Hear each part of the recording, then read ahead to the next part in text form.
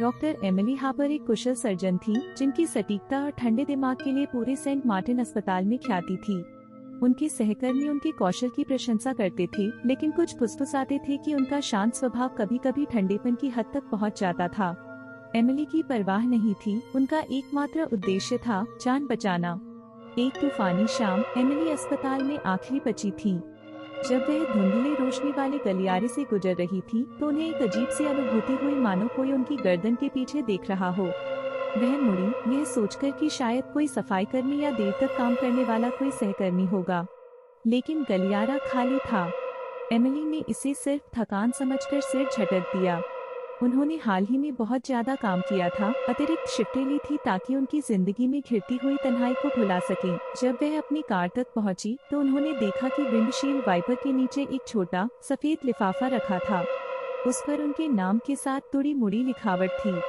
उन्होंने लिफाफा खोला और अंदर एक नोट पाया, जिसमें सिर्फ एक वाक्य लिखा था, डॉक्टर हार्पर, उन्हें आपकी जरूरत है, कमरे 306 में आइए।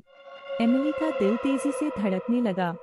कमरा 306 अस्पताल के पुराने बंद पड़े हिस्से में था, वो हिस्सा जो 10 साल पहले आग लगने के बाद से बंद कर दिया गया था।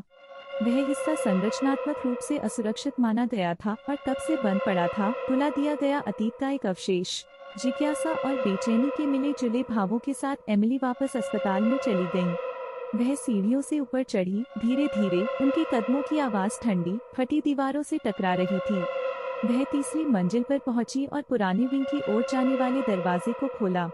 जैसे ही वह अंदर कदम रखी, लाइट्स टिमटिमा उठी और ठंडे हवा में उनकी सांसें धुंधली हो गईं। कमरा 306 गलियारे के अंत में था।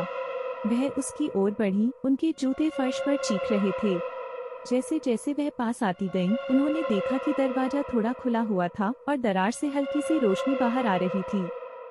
उन्होंने धीरे से दरवाजा खोला।